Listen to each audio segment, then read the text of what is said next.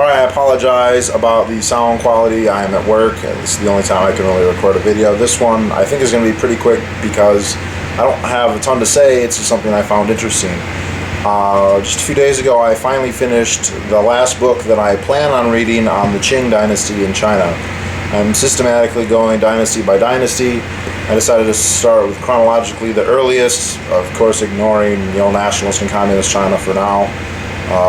And I started, so the last dynasty then was the Qing, just because that was the area that I think I would know the most about, that would I'd be able to most relate to.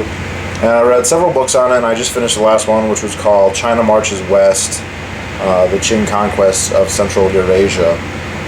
And first, you immediately, upon finishing, and I've probably read 6 books, I think, just on the Qing.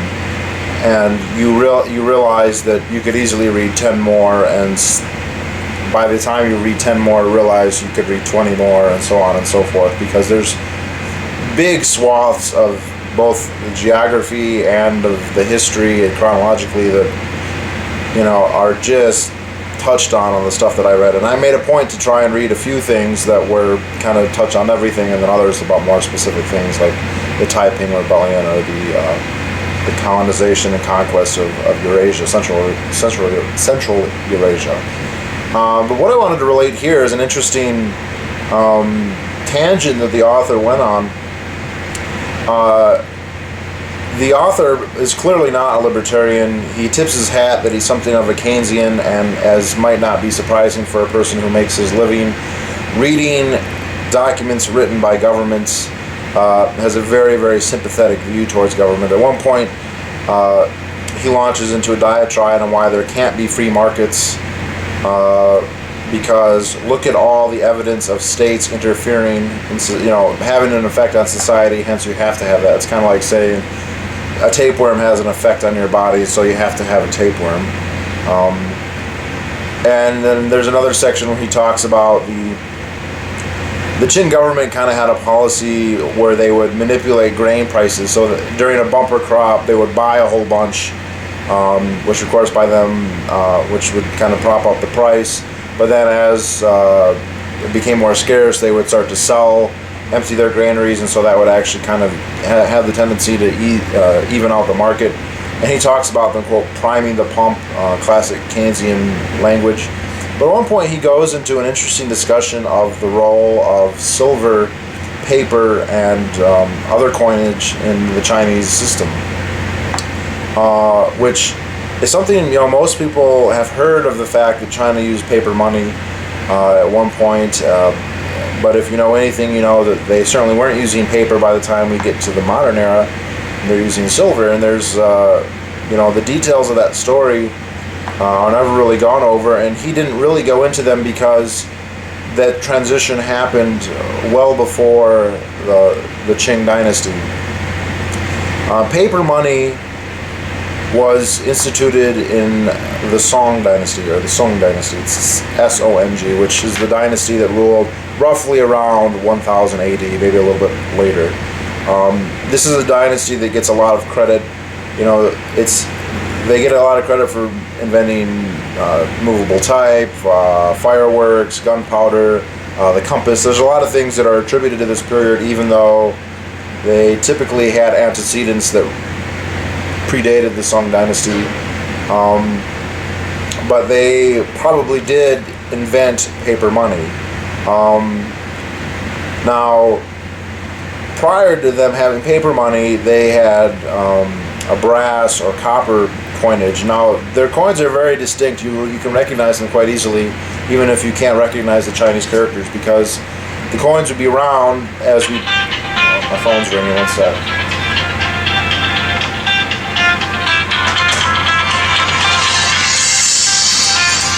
Hello? Hello? Hey, what's up?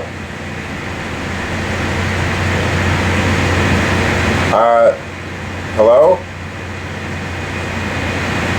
Can you hear me? I have terrible reception here.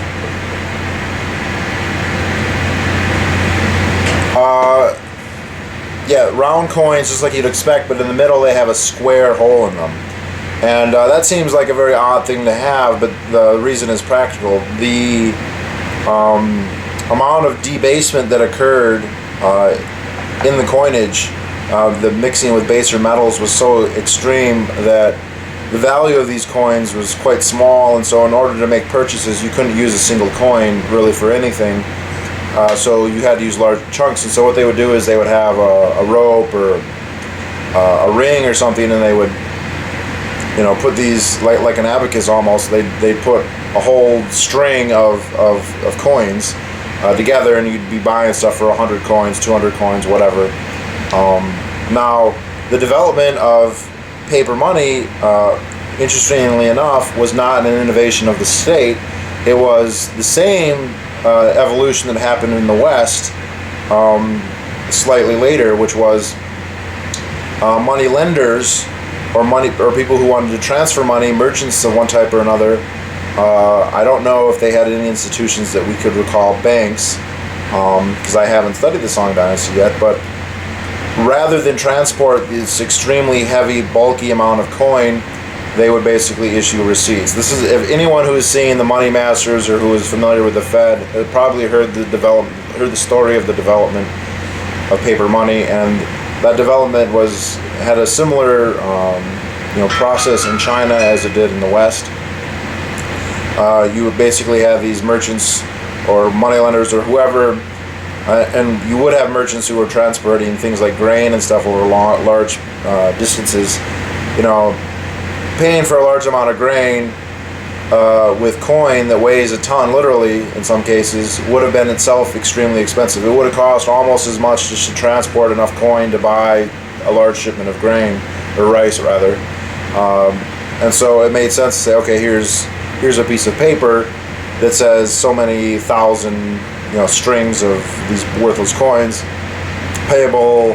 I have a warehouse that you can redeem it at, or whatever. Now, the Song Dynasty, like many dynasties in China, had a big problem in that they were unable to defend their citizens or their state apparatus from their northern nomadic neighbors. Today we call them the Mongols. It's several group of people, Mongoloid people, the Manchus. They have different names over different periods of time, but Chinese states have had up until the Qing, have had an absolutely terrible time trying to manage this problem. And the Song Dynasty was no different. There's always some combination of defenses, and the Great Wall of China is kind of an aggregation of all these defenses put together. The Great Wall of China was built at different times by different dynasties. The ruins that people go and visit are usually the Ming Wall, which was built by the Ming Dynasty. That's a stone. That's a very sturdy, impressive fortification. But the more extensive ones were actually built by the Han and by the Qin.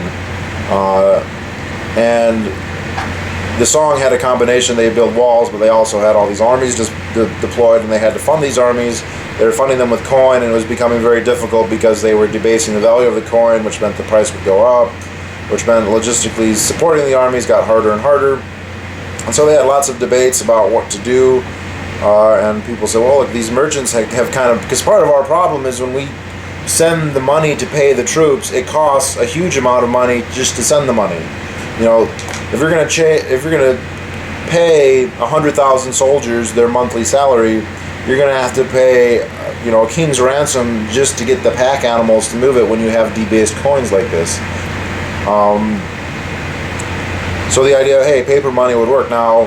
So they switched to paper money, and they have the same problem as before. They have hyperinflation. It's not the same problem, but then they have major problems with inflation, and they recognize this.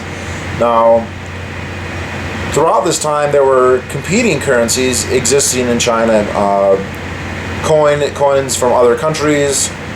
There were cowrie shells in certain parts of southern China. If you go out into the frontier, you would have been using horses or camels or animal hides or jade. There's probably a huge number of other commodities that are essentially acting as mediums of exchange. And the Song Dynasty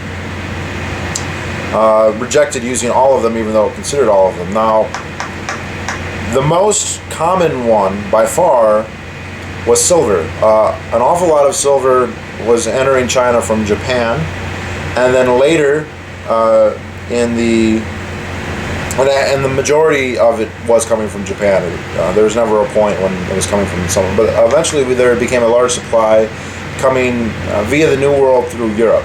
The acquisition of huge silver deposits in Mesoamerica by the Spanish, a lot of that money ended up going to China to buy porcelain, other luxury goods that the Chinese were able to produce. And this silver was circulating in the economy, but the state was very, very reluctant to use it, and the simple reason is they had no control over it. It wasn't explained explicitly, but I think the reason is that there must not have been any naturally occurring sources of silver in China at the time. I'm sure there are today, but those are probably areas that were not developed or could not be reached back then. If we look at the copper and this bronze coinage, the reason that was done is because, and that was used, is because the state was able to monopolize those mines. There are several very large copper mines in Yunnan province, which is close to Burma, and the state would just go and say, okay, we control these mines, and they'd use them to do coins. They don't mind using copper, even though copper is actually valuable, because they have control over the supply. They didn't have any silver mines, and so they couldn't basically print or produce their own money. So they were very, very reluctant to switch. Now, the rationale though becomes, well, we can't produce our own, but we can tax our own. And so late in the Ming Dynasty, there were what were known as the whip reforms, where they said, okay, here's what we'll do. If we keep trying to print our own money or produce it through coinage, it doesn't work. It loses its value. There's high inflation.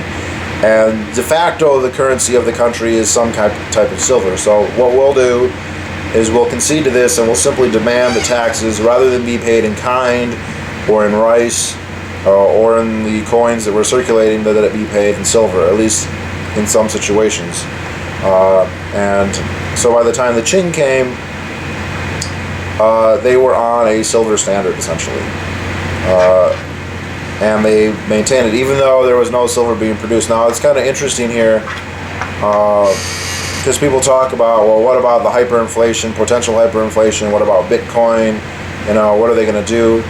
They always have the option of just conceding to the market and say, okay, we're going to switch to whatever the currency is, Bitcoin, gold, silver, because our currency isn't worth anything. We've clearly mismanaged it.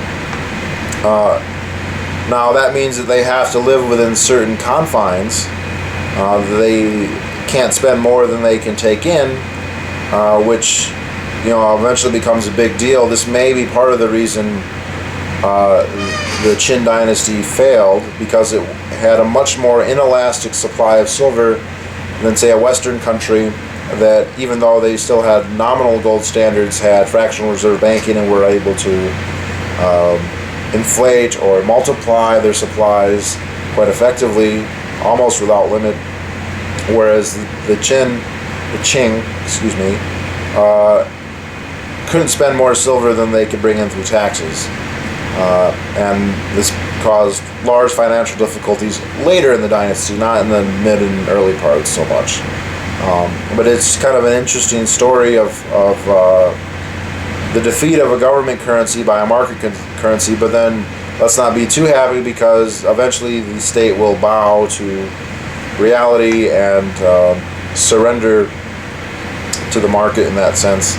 The only question is, how long will it wait, and how calamitous will the fall be before it decides to. Now, when you look at a country like the United States, there's several important different variables to say. I wouldn't say that what happened in China is predictive.